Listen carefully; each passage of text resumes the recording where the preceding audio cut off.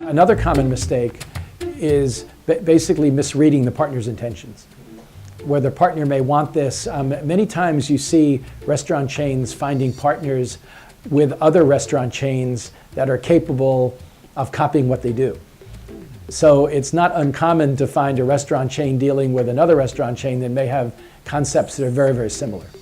And if you deal with a multi-brand franchise partner, you're dealing with a company that is looking at allocating resources based on what has the highest return.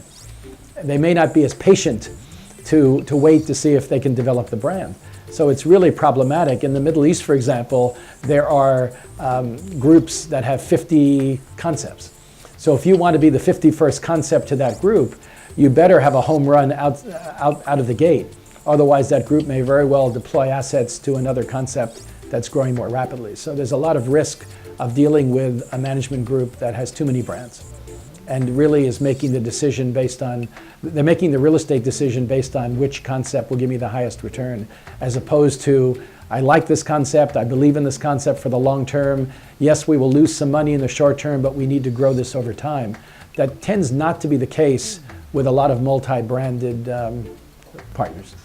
We've done so many due diligence assignments to date, as well as looking at market entry plans for leading restaurant chains, leading global food service chains, and they all seem to come at the issue pretty much the same way, especially the Western concepts, the Western companies.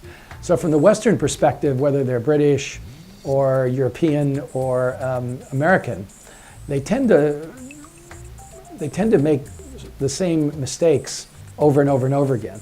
And one of the mistakes they make is they fly into the market, look around for a couple of days, stay at an expensive hotel, and think they understand the market.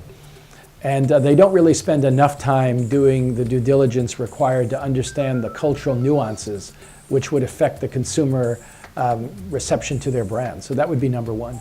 Number two, they tend to select partners that are more like them.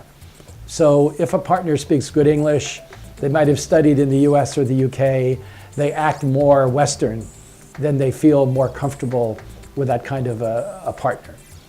So those would be two of the biggest issues.